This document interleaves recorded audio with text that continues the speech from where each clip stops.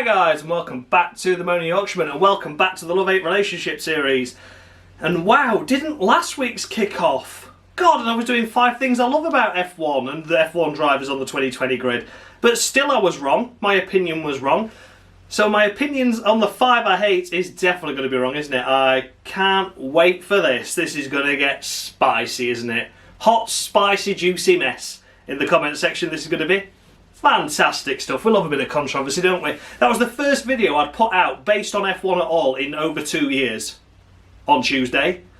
And straight away we're hit with the fucking race card, aren't we? Ah, never mind. Anyway, welcome back. This is going to be the 5 F1 drivers I currently hate on the F1 grid. So yeah, we're going to kick things off with number 1, and that's going to be Romain Grosjean. See, he's just such a nice bloke, isn't he? But yeah, unfortunately I don't think he deserves the Haas seat at all this year. If this year happens, whenever, whatever. But yeah, he deserved to go. I think he deserved to go at the end of 2018, to be honest with you. After the silly mistakes at Baku, behind safety car, and just general silly incidents with Sainz at Silverstone. He deserved to go then. And then in 2019 you thought, well, you can't be any worse, Grosjean. And then he crashes in a pit lane in a practice session in Silverstone. You just think, oh, Romain, come on, mate. And yeah, got involved with his teammate a few times, didn't he? And I just... It hurts me because he is a nice driver. He's a nice bloke, genuinely nice bloke. But if your skill's not there, mate, you don't deserve really to be on the grid, do you? Especially when such as like Hülkenberg could have had that seat. Do you know what I mean? Yeah, it's not really a hate one, this one. It's just I'm disappointed in you, Romain. Because, let's face it, he has had a good career. You know, okay, the half a season in 2009, I think he was too young, too soon, really, for him. But when he came into Lotus, you know, podiums, doing okay, respectable. Yeah, we had the incident where he kept crashing into everyone at turn 1 at every circuit and got banned for a race. But then he sent to calm it down. 2013 refined himself, did really well. But yeah, and then obviously 2015, look at what he did at Spa in a car. The bailiffs were there that day, ready to seize everything because they'd not paid the bills. And he went and delivered a podium. And they're the Romain Grosjean moments that deserve to be remembered. But unfortunately, all the shit he does now is what is going to get... It's just going to be trademark. It's like the new Maldonado almost. So yeah, Romain Grosjean is number 1 on the list, but I'm going to say it again, no particular order. It's just 5 drivers in no particular order. But yeah, Romain Grosjean, number 1 on this list. It's not really a hate, it's more of, it's what could have been with him. And I think it's time now that he hung up his racing hat in Formula 1 at least and tried something else.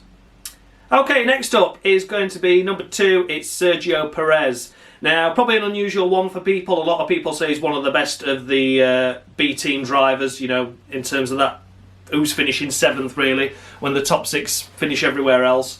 And yeah, don't get me wrong, he's a good driver on the day. You know, he shows Lance Stroll up every fucking weekend, but that's to be expected. But what I mainly fell out with him for was Singapore 2018. He just shoved Ocon straight into the wall, his teammate, took him clean out, and then was driving like a dick the rest of the race, and then couldn't get past Sorokin in the Williams, so just ploughed into him at any given opportunity that he did. And I just thought, what are you doing? What are you doing? You know, you're a professional racing driver, for fuck's sake. Don't go crashing into people like that on purpose. He had numerous run-ins with Ocon over the years, didn't he? You know, 2017 he had the Canada one where he refused to let Ocon through. Could have been a podium there, but he didn't. What a knob. Obviously then we had Baku, which was Ocon's fault mainly, I would say, but Perez wasn't playing fair either. And then Spa 2017 as well with Ocon. And I just thought, you know what, you're just a knob, mate. You are just a knob. You can't handle the fact that Ocon's come in, a new driver, and he's matching you on most weekends. You know, Ocon was finishing behind him maybe, but it was only 1 place behind. And you think, well, you can't ever finish side by side, same position, can you? So he's matching you and rivaling you and out-qualifying you. And you couldn't hack it. So yeah, 2019 has not been too bad. Can't really argue on his last season's performance, but just overall, it's just given me that natural hatred for him, unfortunately. Because once a driver does something that's unforgivable, then that's it. I'm finished with them. It's as simple as that. Once you do something that you think, well, hang on a minute, you're getting paid millions for this, and you do that, then they just go in the bin, unfortunately. So yeah, number 2, Sergio Perez. Number 3, Sebastian Vettel. Here he is, the big one. And a lot of people are going to be saying, oh, I bet you only hate him because, Ferrari and stuff like that, because of what he's doing now. And honest to God, I fell out with him at Baku 2017 when he arse-ended Hamilton and then drove alongside him and crashed into the side of him whilst behind safety car. Again, you just don't do it. And from that moment on, I hated him. I absolutely hated him. And don't get me wrong, Vettel, okay, I wasn't really much of a fan of him in 2014 because he got beaten by Ricciardo, and that obviously was, that was a shit year for him, but he was whinging a lot, and I thought, oh, just fucking put your ideas up. Then he went to Ferrari, and I started really liking him again, because I do think he brought Ferrari forward from that 2015-2016 period. He brought Ferrari up no end. Then they started challenging for the title in 2017, and he just fucking bottled it, didn't he? Bottled it. That's all he's ever done since. But yeah, Baku 2017, crashing into the back of Hamilton and then alongside him and crashing into the side of him, unforgivable. Now that was only a 10-second stop-go penalty in the race, and how he wasn't disqualified from the race, how he wasn't banned from the next race, is unreal. These drivers are meant to be setting a precedence against, they're the pinnacle of motorsport, and you've got them doing childish shit like this that shouldn't happen ever in any race, whether it be go-karts or Formula 1, and yet he's doing it. And how he got off with such a light penalty is unbelievable. Not agreeing with that one at all. So I fell out with him from there, and then look at what he's been doing since. He's just been bottle jobbing it. He's been number 1 at Ferrari when he doesn't deserve the number 1 status, because Kimi was doing a much better job. But Vettel was just there as, I can win championship. And that was it. And he just kept bottling it, spinning, silly mistakes, lunging it up inside when people you can't move a car. And he was just stupid. Just absolutely stupid. Did he deserve to stay on for 2020? Absolutely not. He got beaten by Leclerc. Yeah, just a difficult year. Monza 2019 as well. Let's not forget that, where he spun, unsurprisingly at this moment in time, but then just drove into the middle of the track, nearly killing Stroll. And then in return, Gasly nearly got killed by Stroll because Stroll spun and drove out.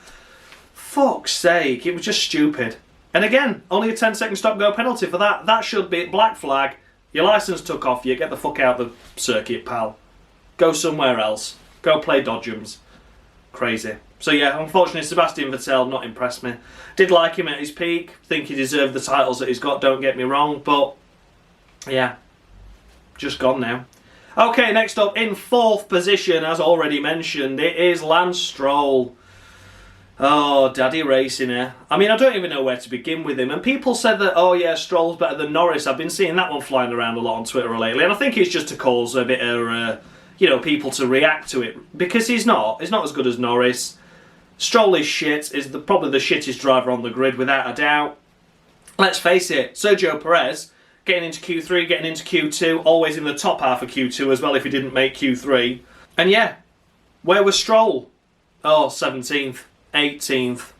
Oh, he got into Q2 just, but then ended up 15th. And you think, what the fuck are you doing? There's a car there that's capable of doing, a top 10 time, finishing in potentially best of the rest category from 7th to 10th in that area. And where are you? 18th. And then everyone's like, ooh, absolute masterclass in the race there, getting up to P12. And you think, hang on a minute.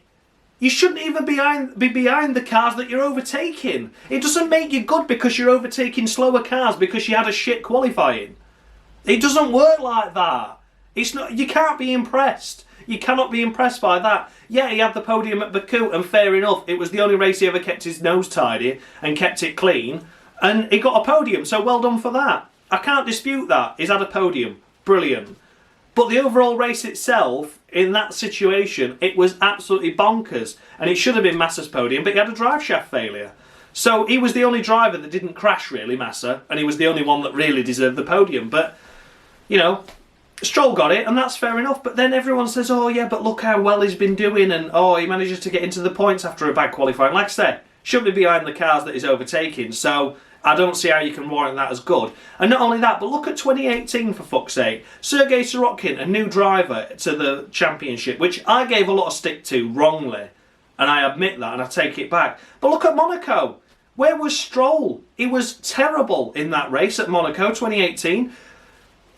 It was crap. He qualified last, whereas Sorokin got it into P13, the same car, a new driver, his first ever time in Formula 1 round Monaco. Got it into P13. Then Williams fucked up with the tyre blankets, leaving him on too long, on car. So he had to start from the pit lane and serve a drive-through, I think it was, or something daft like that. It was a severe punishment. So that left him last and then more last, and still ended up beating Stroll in that race by a lap. Around Monaco, he beat Stroll by a lap. Unbelievable. And people still warrant Stroll as good. Oh, the youngest driver to ever start on the front row in Monza. No, he wasn't. He qualified 5th, but 3 cars in front had penalties, which put him onto the front row. It's a front row start, yes, but look at the facts. It was only a front row start because of other cars' penalties. It's just shit. He's just shit. I'm sorry. It's just shit. I'm not even going into the whole point about his dad owns the fucking team and that, because at the end of the day, you know, it were going to be an F1 whether dad had got that team or not, because he just bought his way into Haas or something. So, you know, in that sense, I'm kind of grateful that Stroll bought Force India out, because it means that people are still working in Formula 1. But it just annoys me that he's got a place on the grid, that his son is allowed to race in Formula 1. It's unbelievable. Absolutely unbelievable. And what he did in F3 and stuff like that's just unforgivable. But I'm not even going to go into that because, 1, it's not my place, and 2, I'd probably get done off someone if I did mention it. But there you go. So that was Lance Stroll. And then 5th and final, I've saved the best till last. Oh, get ready for the spicy comments. It's Lewis Hamilton. Now, here we go. I'm just going to say this straight away. It's not his driving. It's his personality. Can't fault the bloke's driving. I've never said the bloke's driving shit. But it's everything else that goes with it, doesn't it? I mean, the thing that annoys me most with him is the fact that he never had a shit car. Okay, yeah, the 09 McLaren might have been debatable. It might have been a bit crap. But you look at where Alonso started. Okay, I'm not even going into Alonso's latter career and how he wants to make a comeback to Formula 1. That annoys me on a whole separate level. But Alonso, Minardi, 2001. What got him that Renault seat and test driver role for 2002 and then a race in 03? The fact that he qualified at Indianapolis in a Minardi in 14th place. He qualified in 14th. We had the likes of Fisichella coming through Minardi. We had Trulli coming through Minardi. We had Mark Webber coming through Minardi. All big names that have all done well, that have all won races. Kimi Raikkonen coming from Sauber, let's not forget that, 2001, had a provisional super licence because they thought, well, bit of a big step up coming from Formula Renault straight to F1, and he scored a point on his debut, P6. Hamilton has never had that. Hamilton has always had a car that's capable of winning races at some point during a season. You know, whether he extracts a little bit more out of it or not, like the McLaren in 09. I mean, Kovalainen and Watt, he did crap, didn't he? But yeah, Hamilton won a couple of races with that. You know, 2013 Mercedes, he won a couple of races with that. But it was at a point where it was getting to at least a podium finishing car. Maybe he eked a little bit more out of it to win. But you just look at all the drama and incidents he's had over his career. I mean, let's not forget 2000. Well, I'm not even going into 2008 Brazil. That's not for me to say. Yeah. But yeah, 2009 Australian Grand Prix was misled to withhold information by his chief engineer or something about how he overtook Trulli behind yellow flags. Now, yeah, we ended up sacking Dave Ryan that was involved in misleading Hamilton, but surely as a professional driver and as a person that's got, you know, some morals to yourself, you just go, no, I'm just going to tell him truth and see what happens. That's what I'd do anyway. That's what I'd do. I would go, oh, sorry, Dave, yeah, I know what you're trying to do, mate, but I'll just tell him how it happened, and, you know, we're going to get P4 or P3 anyway, which is a fantastic effort for a car that was shit.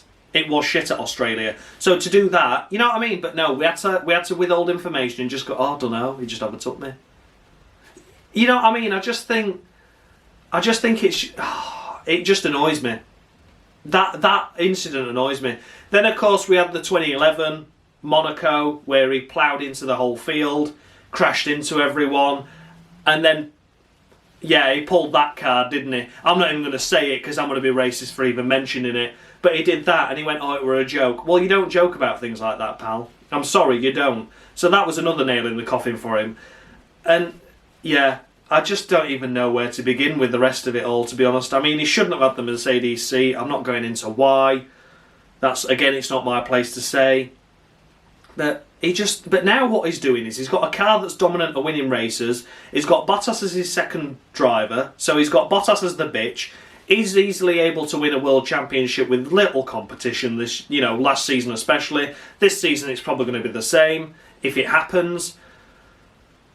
But now we have to make the wins more dramatic than what they actually are. We have to be, oh, guys, I don't think I'm going to make it last with these tyres. I can't believe you put me on this strategy, guys. Oh, I can't believe it. I can't believe it. I'm not going to win. I'm not going to wins by 30 seconds. It's like, why do we need the fucking drama, pal? Why do we need you to make out like you're better than what you are? It's because when he loses, it's the team's fault. But then when he wins, it's him that won it. Because the team put in a bad strategy with the tyre choice or the pitted ear and the shouldn't have done and stuff like that. Or do you know what I mean? It always has to be him that won the race because we have to have a cry over the radio now. Even when we're 40 seconds ahead of everyone. And who's second? Bottas. Well, he's never going to overtake you, is he? Because Mercedes won't allow that. Yeah, I just can't stand the bloke. But there you go. That's the 5 anyway. I've tried to keep it as fair and impartial as possible, but get ready for the hate in the comments. I'm ready, I'm prepared, I'm braced. So, yeah, fire it my way. So that was the 5 Formula 1 drivers I currently hate on the F1 grid. Let me know your thoughts and feedback down below. Any that I've missed that you'd include in this list? Do you agree with them all? Is there any that you think, yeah, I agree with him, but for a different reason? Let me know. I'm always up for a chat. So, yeah, thanks a lot for watching, guys, and much love.